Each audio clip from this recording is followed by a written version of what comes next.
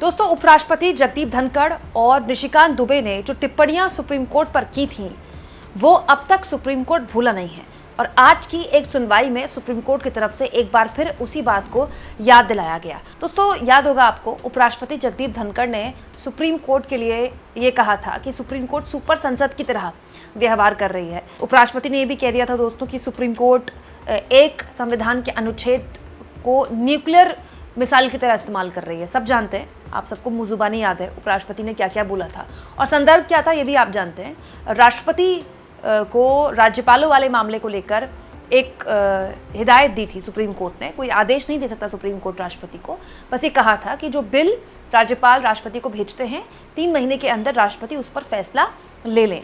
दोस्तों, इसके बाद उपराष्ट्रपति जगदीप धनखड़ ने सुप्रीम कोर्ट का जबरदस्त विरोध किया था। उसके बाद आ गए थे बीजेपी के सांसद निशिकांत दुबे। निशिकांत दुबे ने अपनी हद पार की थी ये कहते हुए कि सुप्रीम कोर्ट के जो सीजीआई है संजीव खन्ना, वो देश में गृहयुद्ध फैला रहे हैं। दोस्तों, इसके अलावा निशिकांत दुबे ने जो बातें बोली थी सुप्रीम कोर्ट को लेकर वो भी आप सब जानते हैं। लेकिन अब सुप्रीम कोर्ट ने जो टिप्पणी की है दोस्तों, उसको सुनकर ऐसा लगता है कि निशिकांत दुबे और उपराष्ट्रपति जगदीप धनखड़ की वो टिप्पणी, वो बात अब तक सुप्रीम कोर्ट नहीं भूली है। दोस्तों, आज एक मामले को लेकर सुप्रीम कोर्ट में सुनवाई हुई और उस मामले की सुनवाई के दौरान सुप्रीम कोर्ट ने एक टिप्पणी की।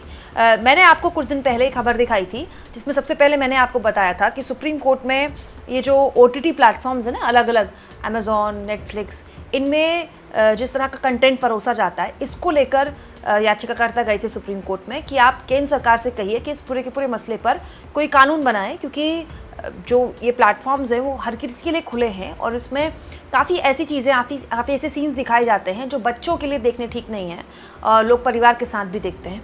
इसको लेकर सुप्रीम कोर्ट में आज एक बार फिर सुनवाई हुई और सुप्रीम कोर्ट ने जो टिप्पणी की है वो आपको जाननी चाहिए। दोस्तों, न्यूज़ 24 के सुप्रीम कोर्ट कवर करने वाले और वरिष्ठ पत्रकार प्रभाकर कुमार मिश्रा ने लिखा, OTT प्लेटफॉर्म और सोशल मीडिया पर अश्लील सामग्री वाले कंटेंट को रोकने के लिए पॉलिसी बनाने की मांग वाली याचिका पर सुप्रीम कोर्ट ने केंद्र सरकार और OTT प्लेटफॉर्म्स को नोटिस जारी किया है।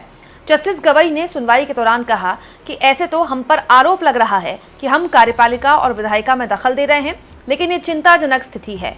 लोग भी अपने बच्चों के हाथ में मोबाइल फ़ोन दे देते हैं। हम इस मामले में नोटिस जारी कर रहे हैं। तो इस मामले में सुप्रीम कोर्ट ने नोटिस जारी किया है केंद्र की सरकार को भी और अलग अलग OTT प्लेटफॉर्म्स को भी। वो OTT प्लेटफॉर्म्स कौन से वो भी मैं आपको बता देती हूँ। लाइव लॉ की खबर के हिसाब से वो OTT प्लेटफॉर्म्स हैं दोस्तों, नेटफ्लिक्स, अमेजॉन प्राइम, बालाजी, उल्लू डिजिटल मूवी, इसके अलावा X, social media X, Google, Meta Inc और एप्पल, सबको ये नोटिस जारी किया गया है सुप्रीम कोर्ट द्वारा और केंद्र को भी नोटिस जारी किया है। हालांकि सुप्रीम कोर्ट ने एक टिप्पणी की और जस्टिस गवई ने टिप्पणी की कि हम पर आरोप है, हमसे कहा जाता है कि हम कार्यपालिका और विधायिका के काम में दखल दे रहे हैं, लेकिन ये एक ज़रूरी मसला है। यानी कि सुप्रीम कोर्ट ने अपना काम भी कर दिया और सुप्रीम कोर्ट ने ये भी याद दिला दिया कि उनको जो कहा गया था वो यहाँ पर भूले नहीं है। जस्टिस गवई दोस्तों देश के होने वाले CGI हैं। बहुत जल्द कुछ ही दिनों में chief justice of India Sanjeev Khanna retire होने वाले हैं। मई के दूसरे हफ्ते में वो रिटायर हो जाएंगे।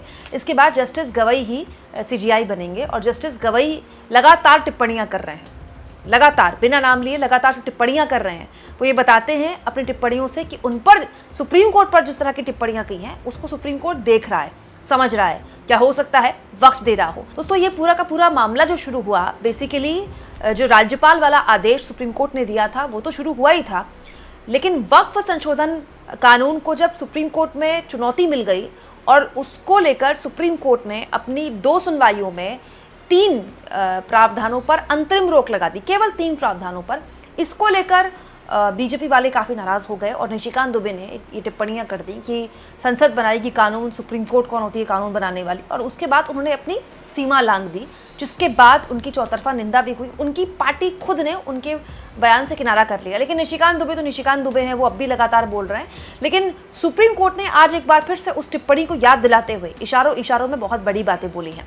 हालांकि दोस्तों, यहाँ ये भी देखना महत्वपूर्ण होगा कि सुप्रीम कोर्ट ये बात लगातार बोल रहा है, क्योंकि जिस वक्त निशिकांत दुबे की टिप्पणी आई थी और बहुत निंदा हुई थी बीजेपी को तमाम विपक्षी दलों ने कहा था कि ये संविधान विरोधी हैं, क्योंकि सुप्रीम कोर्ट जो है वो संविधान का कस्टोडियन है और बीजेपी के सांसद संविधान विरोधी बात बोल रहे हैं, सुप्रीम कोर्ट का विरोध कर रहे हैं। और उस वक्त भी इस तरह की कई मामले आए थे जब सुप्रीम कोर्ट में सुनवाई के दौरान, तब भी जस्टिस गवई ने इस तरह की टिप्पणियां की थी। पश्चिम बंगाल का मुर्शिदाबाद के हिंसा वाला मामला जब सुप्रीम कोर्ट पहुंचा दोस्तों, तब भी जस्टिस गवई ने कहा था कि आप हमसे कह रहे हैं कि राष्ट्रपति शासन वहाँ पर लगाने के लिए हम आदेश दें, जबकि हम पर यह आरोप है कि हम सरकार के काम में हस्तक्षेप करते हैं, कार्यपालिका और न्यायपालिका के काम में हस्तक्षेप करते हैं। इनफैक्ट एक दिन में ही सुप्रीम कोर्ट ने 2 अलग अलग मामलों में सेम टिप्पणियां की थी और दोनों बेंचेस जस्टिस गवई की थी दोस्तों। उस वक्त भी यही वाला मामला था, OTT वाला, और इसके अलावा मुर्शिदाबाद वाला मामला। तो जस्टिस गवई लगातार अपनी सुनवाइयों में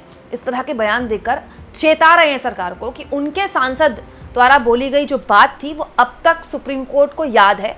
और इसके अलावा उपराष्ट्रपति तो लगातार बोलते रहे हैं सुप्रीम कोर्ट को लेकर। दोस्तों, आप इस मुद्दे पर क्या सोचते हैं कमेंट बॉक्स में जरूर लिखें, और जितना हो सके चैनल को शेयर करें, सब्सक्राइब करें, और थैंक्स और ज्वाइन की ऑप्शन से अगर आप चाहें तो कुछ आर्थिक मदद भी चैनल की जरूर करें।